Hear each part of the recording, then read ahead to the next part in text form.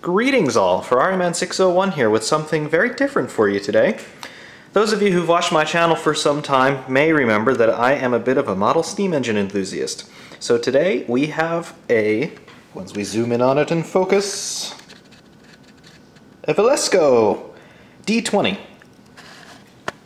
I received this in the mail just a little bit earlier today.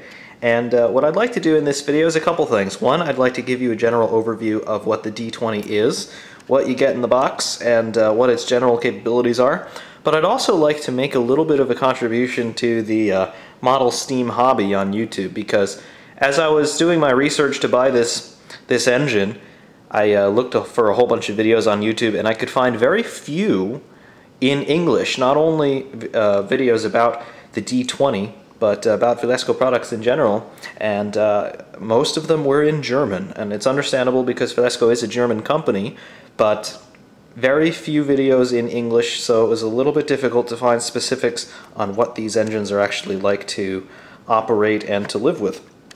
So a little bit of a shot in the dark for me buying this engine, but I've had experience with model steam engines in the past, so I know more or less what I'm getting into, so I was not too intimidated.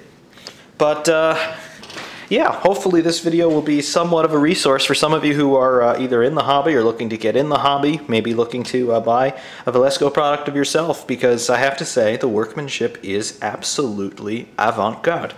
So, what you get in the box, and pardon the mess here because I've just been running the engine on and off for the last couple of hours, some runs to the hardware store to get some things that I needed, but I want to show you a little bit of what you get in the box. Speaking of the box, there it is.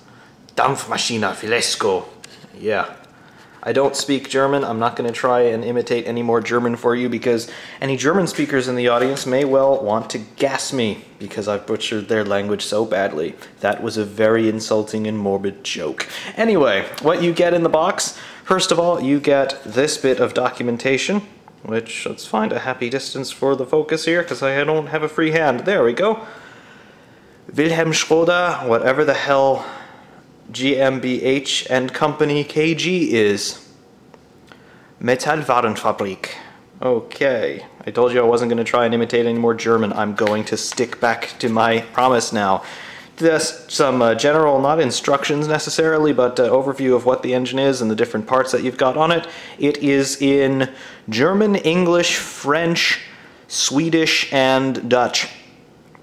So pick one of your languages. Very nice.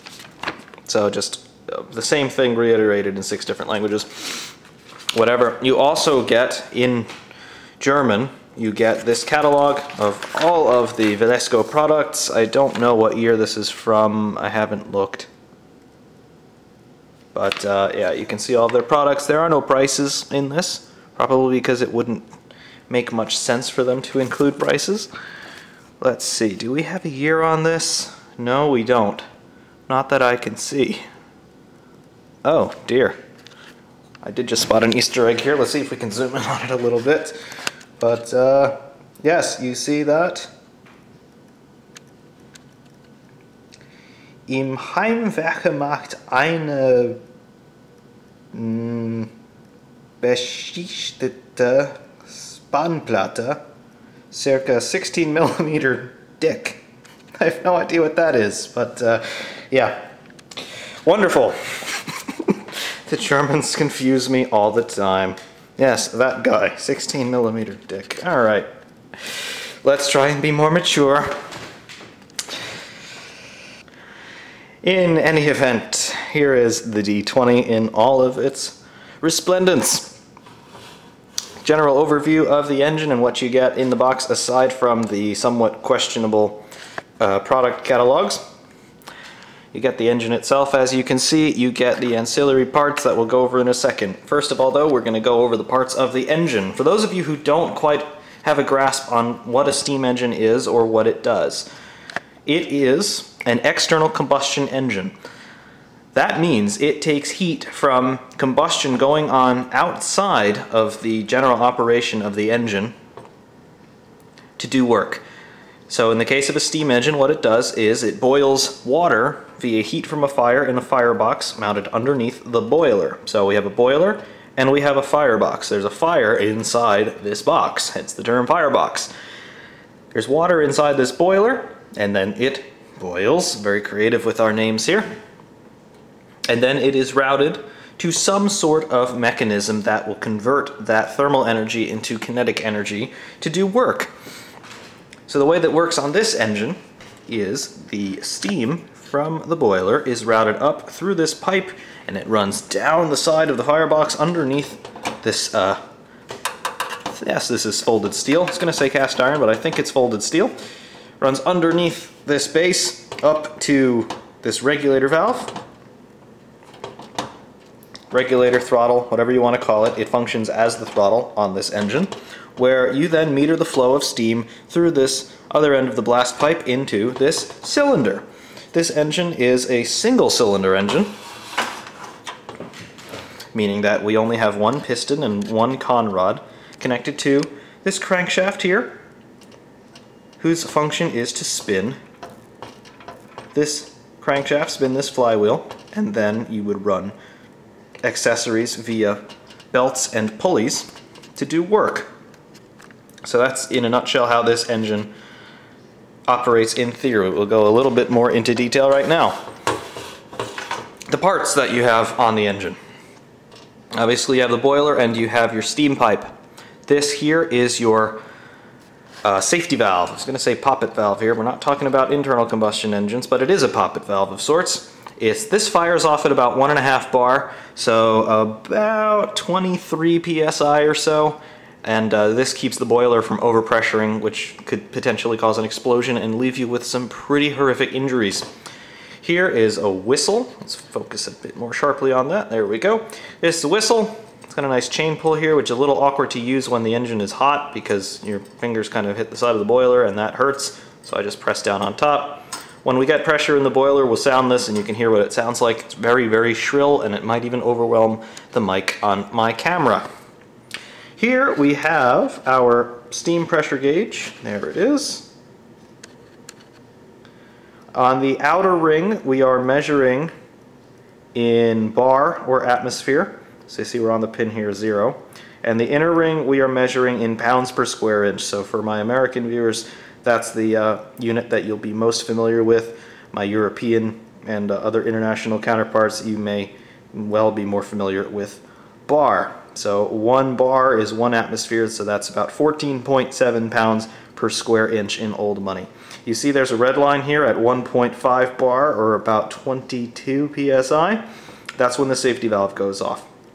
So that's good to know. Anything over 1.5 bar, you are starting to overstress the engine, and I would guess by about 2.5 bar at worst, which is off-scale high for this gauge, you may be risking a boiler explosion, which would be quite terrifying.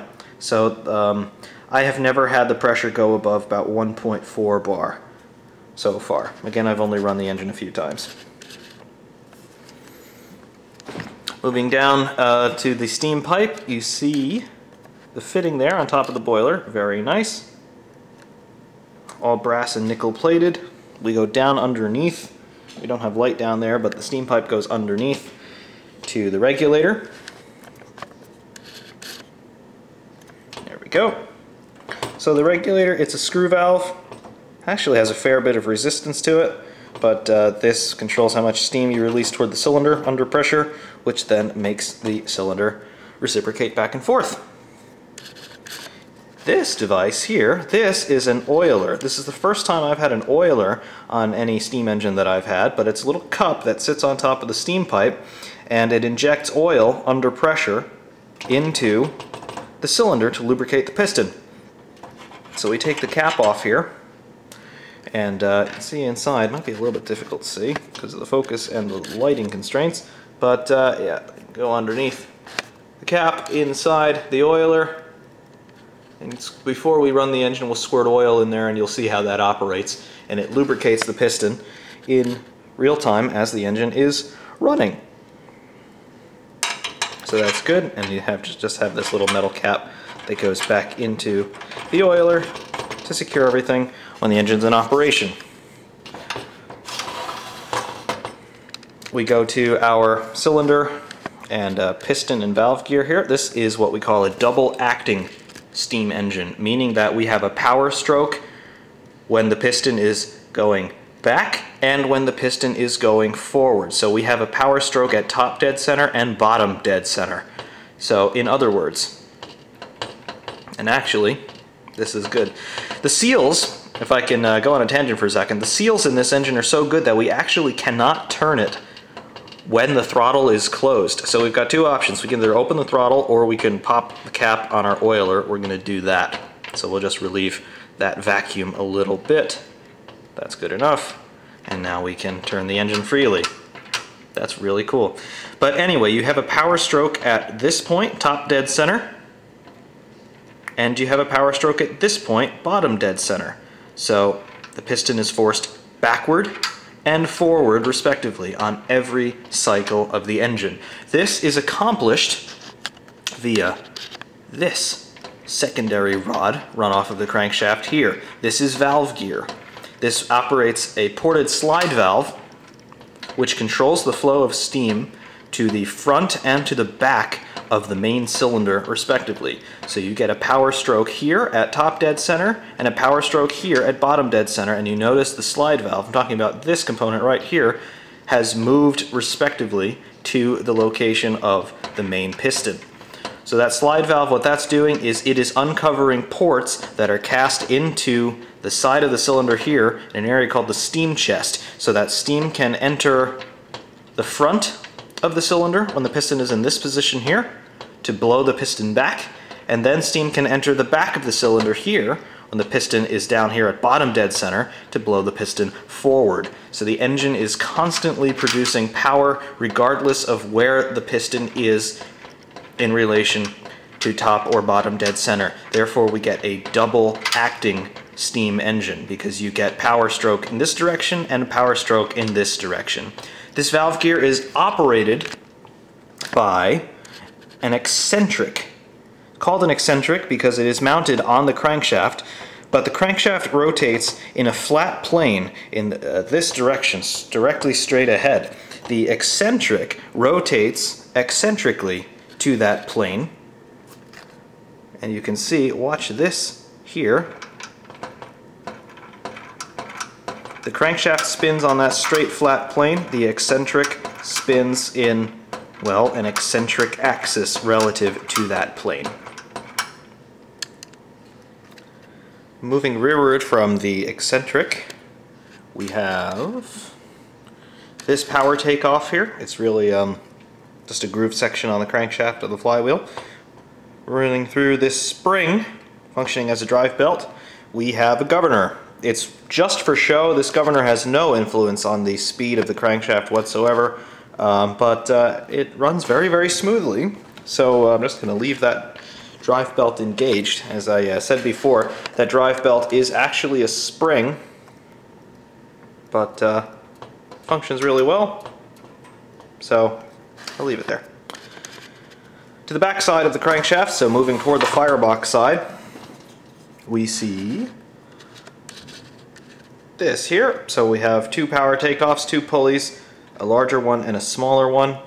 Wilesco sells a whole range of different workshop components that you can buy to run with these engines. They have lathes, drills, table saws, hammers, all kinds of things that you can run with these engines. So if you're into model making, dioramas, whatever, and you want some kinetic action going on, you can certainly use one of these engines to fulfill your wildest modeling dreams. So that's the general overview of the engine. The next segment is going to talk about generally what you do to fire the thing up. Okay, so firing up the D20. First of all, there are two ancillary components that we have to talk about. We have this one, which is our burner tray, and we have this one, which is our condensed water catch.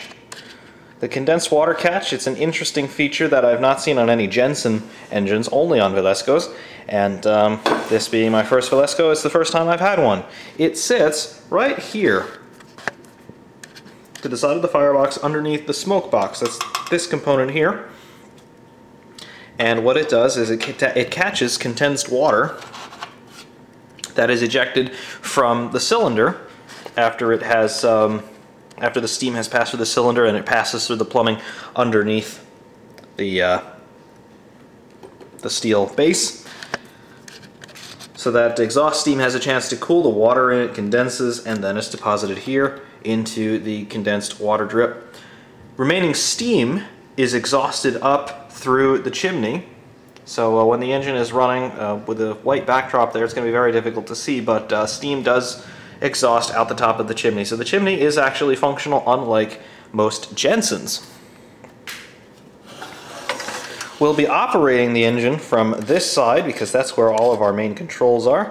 We have a drain cock for the boiler, and we have our throttle. Over here we have our burner tray. I have chosen to line it with aluminum foil because I just want to protect the finish on it underneath. It's all very, very shiny. I don't really want to wreck it like my old Jensen tray, just absolutely horrifying the way that thing looks. So, lined with aluminum foil, seems to be working just fine so far. I am going to be running sterno in this engine, so it's this stuff right here, sterno green, canned heat they call it. You can tell that's made for the American audience, canned heat. Oh, this sounds good. But it's methyl alcohol gel is what it really is, or is it methanol or ethanol? I'm not sure. It's one of the major alcohols, and it is not for consumption. You will probably go blind. So yeah, it's just alcohol gel. I'm sure you all know what sterno looks like, but in case you don't, that's what sterno looks like. It's pink and it's gelatinous and it burns rather hot. So that's all that is. This needle here, that comes up later, but it has something to do with how we literally inject the fuel. So we'll look at that. And our burner tray, obviously. So the first thing that we need to do when we want to run this engine is add water to the boiler. Now we're going to get up into the fire procedures. Okay, so we are ready to fire the engine up. So the first thing we do is we need to ensure that the drain cock on the boiler is closed. So we turn that to the right until it will not turn anymore. Keep going, keep going, keep going, keep going. Alright, there we go. We'll make sure that's nice and tight and it's secure. Next thing we need to do is remove our safety valve, like so. It's sufficient just to hand tighten this. So we remove our safety valve, we set that aside for the moment.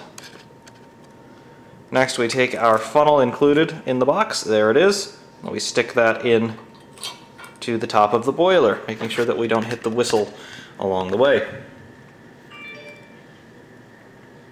Next we add our water, adding just a little bit more than 1 cup, or about 270 milliliters for my European fans. And here in our watch glass on the near side of the boiler, we wait until the water level reaches a sufficient mark, which is roughly halfway up that watch glass.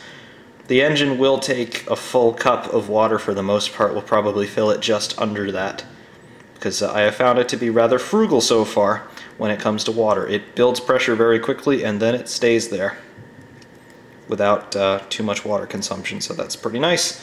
So our filling is happening. And the funnel's rather small, so we have to make sure we don't fill it too quickly and overfill the funnel, because that'll just make a mess that we'll have to clean up, and I don't want to have to clean that up. Still going, still going, still going. How's our sight glass? There's our sight glass there. I don't know if you can see. No, you probably can't. Oh, maybe a little bit. Water is right up to this mark here. So we are pretty much at our maximum of where we would want to run, and you can see I had about 270 milliliters in the cup when I started pouring, and we have about 75 left. So that's your general water capacity. Cool. Next thing for us to do is to replace the safety valve. So we're doing that right here. I can't see. There we go. Get that lined up. You don't want to cross thread this, or any other component for that matter, and then just hand tighten it. That's sufficient. Here's your whistle. We'll just make sure that's tight. It is. They do give you this little wrench that you can go in there with and just tighten down the whistle. We have no reason to do this because everything is tight, but that's the wrench if you're so interested. Yep, there we go. So we've locked down our drain cock, we've filled the boiler to our sufficient level, and we have replaced the safety valve. The next bit of pre-start procedures that we need to do is oil all of the oil points on the engine. So first what we're going to do is we're going to remove our oil fill cap right there. So we remove that, we set it aside, and then we add steam oil. So there we go. About 3 normal sized drops. That's what it takes to fill this up. There you are. And then we cycle the engine to draw oil into the cylinder. So we'll spin the engine over a couple of times, and that starts to draw oil into the cylinder, so that we don't start on a dry engine, which would be bad. I like to do this a couple of times. I don't think you can really overdo it.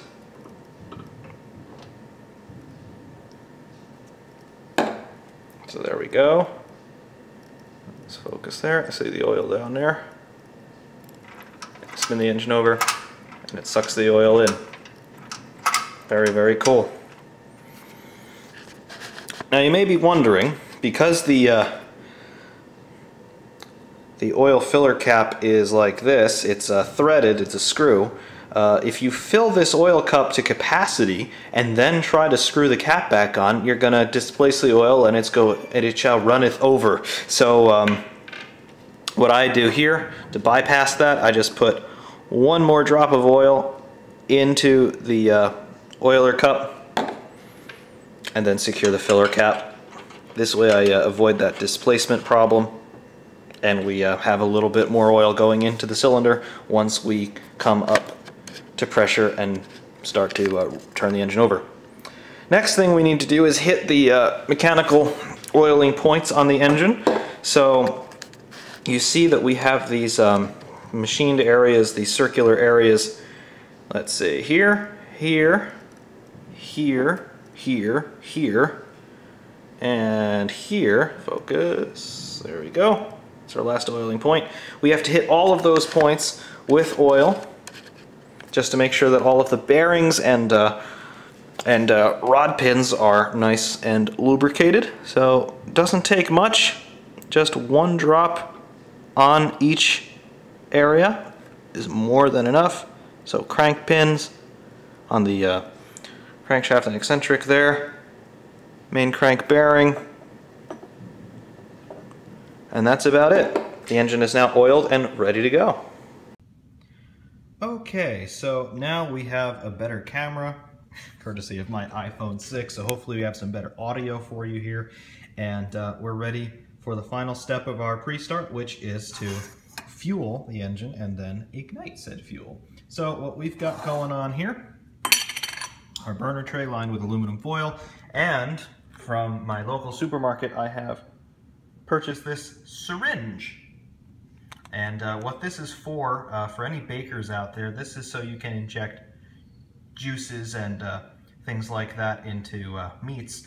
But I'm using this to inject sterno into my burner tray because it's a whole lot easier than sitting there with a couple of spoons and trying to spoon it in there. There's the needle that I've been using. I've decided not to go for that because it's cut at multiple levels and it's just messy when I try to squirt it out of there. So the idea is you stick the nubby end into the sterno, you draw it up into the syringe, and then you squirt it into the tray. I need 2 hands to do this, so jump cut. Okay, so we have our sterno sucked up into the syringe. There are a lot of air bubbles in there, but who cares? So now we very carefully inject it down into the burner tray. So there we go. There's one of the air bubbles. So we try to run a uniform bead across the bottom of the tray and slowly work our way up. This way we add layers to the fuel so that it sort of burns down a bit. And I'm doing this through my through what my phone's camera is seeing, and I don't have the sort of depth perception that I normally would have from my eyes, so it's a little bit of fun guesswork here, but I guess I'm not doing too badly, all things considered. I think we need to get a little bit more in the syringe, though. Another jump cut! Okay, well, I've decided to complete filling of the tray off camera because I needed my depth perception, and you can see done a pretty nice job. I should be a cake decorator or something. So the tray goes into the firebox from this angle, and it sits in a nice little track there that you might be able to see. It engages there with the track, and we slide it in. We slide it most of the way in, and we stop so we can light it. So before we set fire to the fuel, we do our final checks. So drain cock closed, regulator closed, safety valve is tight and operable. Whistle is closed and operable, and all of our seals are good and ready to go. Our engine, it doesn't matter what position the piston is in, really, but we make sure that everything is good. We have done our oiling, our oil cup is full, and all of our oil points have been hit. So we are ready to set fire to our fuel, which we shall do right now. There we go, all set, and then we slide firebox in, and it clicks into place very nicely. So underneath you can see we've got flames in the firebox, and we have established a good fire. So now we sit here and we wait for the engine to start to come up to temperature and start to build steam pressure, which we will be able to see, of course, on our gauge in due course. Alright, so our fire's been burning down there for about 3 minutes, and you can see that our pressure gauge is off the pin. We are starting to build pressure in the boiler. This is likely more so due to the air above the water expanding due to it heating, rather than the water actually starting to boil and turn into steam, because you can see there are some bubbles in the bottom of the boiler, but still nothing really appreciable, even though I can see some convection currents going on in there with my eye. Not sure you can see them on camera. But we are starting to build some pressure, still building rather slowly, but once we get up to about 7 psi or 0.5 bar, that's when we can start trying to turn the engine over. Here's a test of my hypothesis on the air rising in pressure rather than the water actually turning to steam and raising steam pressure that way. We are over half bar right now, just approaching 10 psi. Sound the whistle. But you can see when I sound the whistle, pressure drops really, really quickly. So I'm going to say that's hot air inside the boiler rather than the water actually boiling and creating steam, because that's not enough pressure to kick the engine over at this point, even though the gauge is deceptively high. Very cool. Okay, it's been about 1 minute since our last cut, and we are coming up to a rolling boil now in the watch glass. You can hear the engine is starting to... How would you describe that sound? Not hissing, but it's the sound that water makes just before it goes into a rolling boil. That's the sound we're getting from the engine here. We are just over 1 bar in pressure, so we now have sufficient pressure to kick this engine over, and we're now officially boiling. So we're going to open our regulator, and the engine is starting to kick itself over. We preheat the cylinder now so we can help any condensed water flash evaporate into steam. And we just give the engine a little bit of a spin to clear that condensed water. The engine's in hydraulic lock at the moment. Almost there. And there we go. We're just about ticking over. All right. Engine is running.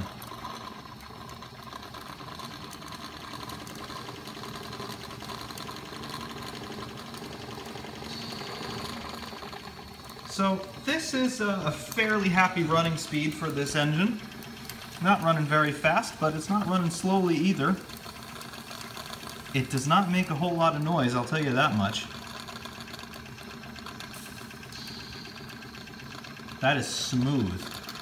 That is very, very smooth. Of course, a German product would be as smooth as this. I have a BMW, and that my mother and I share, and we have always remarked at how smooth that engine is. This engine, no exception to the rule of smooth German engines. This is very, very good indeed. As you can see, we can raise the RPM quite substantially. Still very smooth operation, not very loud. Absolutely wonderful stuff. I'm not sure if you can see it on the video. Yeah, you can. There's the steam exhausting through the chimney. Very cool.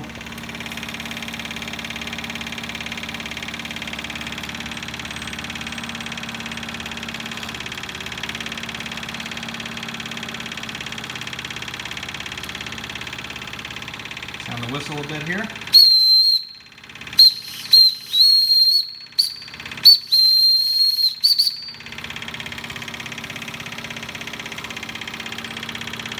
Very, very nice.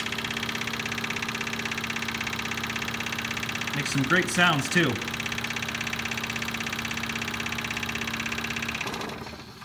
The engine is of course reversible because it is that double action. So if we spin it the other way, it will start to tick over in the opposite direction. Now we're running clockwise. Engine is a little bit more noisy when it runs clockwise, and I'm not entirely sure why, but there it is, running clockwise. Same sort of RPM, same sort of everything. Very nice. We'll run it counterclockwise because it sounds a little nicer in that direction. There it is. Very, very cool. And the drive mechanism for the governor. Just a spring.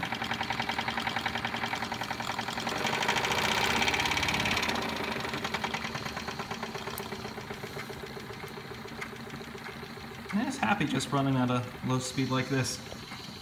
Very, very smooth action. There's virtually no vibration that I can feel. I've got my fingers here on the regulator.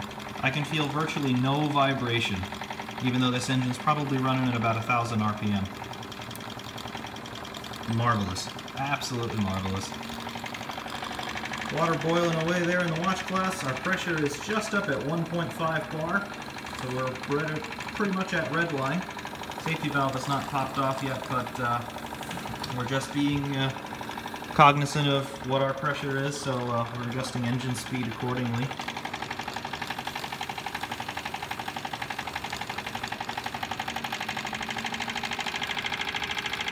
Very, very cool. I don't think I could be more satisfied with this thing.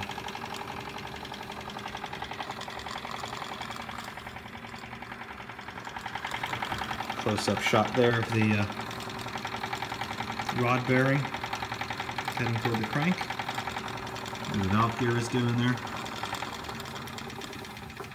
And as you can see, you can slow this engine right down. Very, very nice.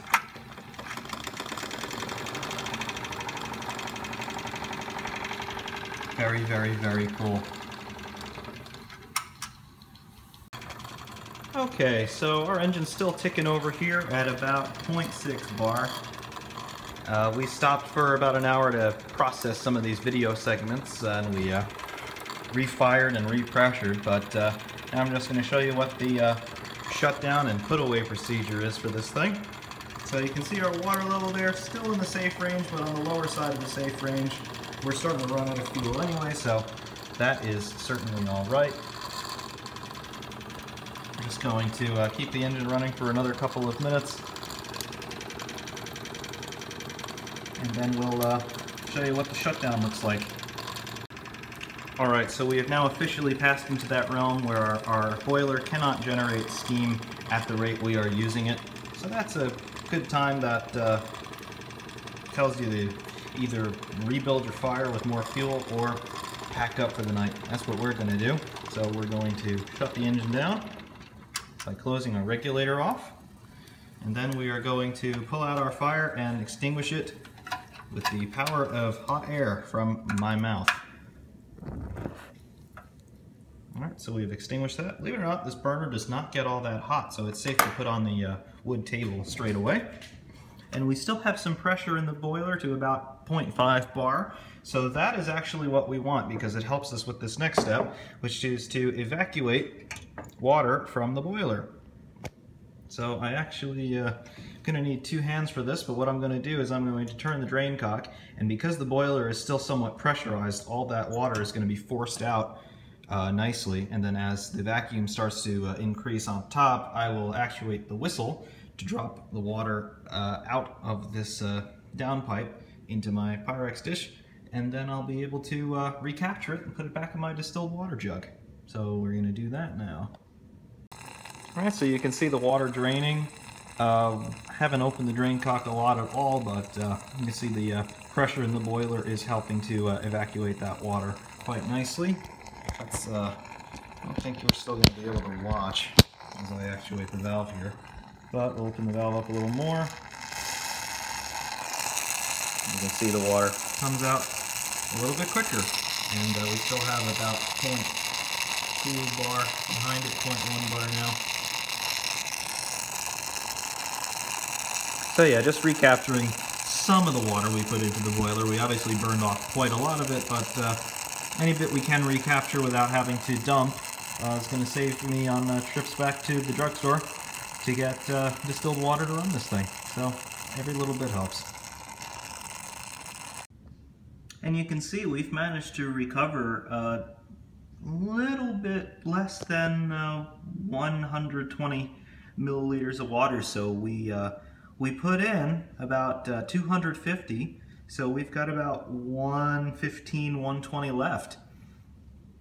So actually, given that I was running this thing on and off probably for over an hour tonight, that's pretty efficient use of water. Okay, so now that our boiler is drained, just a couple other housekeeping things that we need to do. Our drain cock is open and it shall remain open. Just gonna go into the firebox and clean up some of that sterno residue. That's fine. We've taken the finish off of this section of the firebox because we had a little bit of a flare-up, but not worried about that. The first of many flare-ups, I am sure. Inside the firebox, you can see things are pretty clean. Underside of the boiler, I don't think you'll be able to see that from that angle. No, not really. I can see the underside of the boiler though, and it looks pretty clean. The sterno is a very low residue fuel, so not at all worried about that. So drain cock is in the fully open position. It will remain there. Regulator is closed. I don't know if it's better to leave the regulator open or closed, but you know what? Let's leave it open. Only because condensed water in the cylinder. Doesn't have to be all the way open, but it's fairly well open. In theory, there could be circulation from the steam pipe into the boiler and evaporation that way, but again, I don't think it's that much of a concern. Oiler cap, that's closed and tight, just to keep debris from falling into the engine.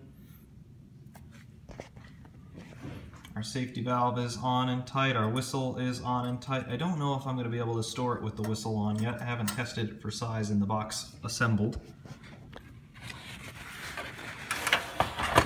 Now we can go and start cleaning up. You see this little puddle of oil underneath the crankshaft that we can wipe up with a paper towel now that the engine has cooled sufficiently. So we'll just clean all of that up, wipe off the con rod, valve gear, all that kind of stuff. All of this, of course, will be oiled before the next time the engine runs. But for now, just to keep things clean so that it doesn't get too icky for however long it sits. Probably won't be sitting for that long inside the box. That's fine. Keep the oiler cap closed. Regulator is open. Drain cock is open. And because the thing's got no batteries, there's no electricity, none of that good stuff, the thing is pretty much ready for storage. Just checking to see if there are any more puddles of oil I missed. Any of these little droplets here. Nothing too spectacular. Not bad. No leaks. This is the exhaust pipe going into the drip pan. Speaking of the drip pan, let's check the drip pan. Oh, there we go. See that condensed water there. This is obviously not recoverable. You can't dump this back in your distilled water reservoir and expect to use it again. That would come up the inside of your boiler, but you see what it recovers, so let's dump that. And this is the residue, of course, from the steam oil. But this is good to see that steam oil inside the drip pan, because that tells me that that oiler that I've been filling up is actually shooting oil into the cylinder, which is where we want it. So, what to do with this? We'll store it in here, but clean it out a little bit? Yeah, let's clean it out. That's about the best I could do cleaning it out. It's hard to get my finger in there with a paper towel, but it's not so bad.